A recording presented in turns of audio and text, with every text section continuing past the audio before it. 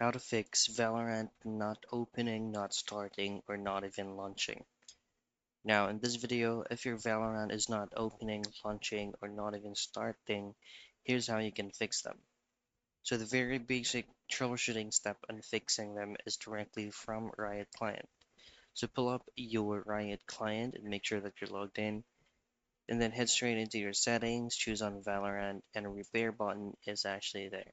You just need to click that and wait for a couple of minutes for it to successfully load, and then try to relaunch the game once again if it is working or not.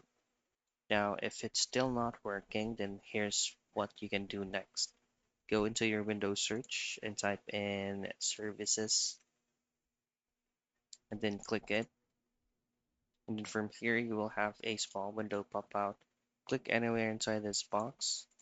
And then what you need to look from here is just VJC. That's Victor, Golf, and Charlie.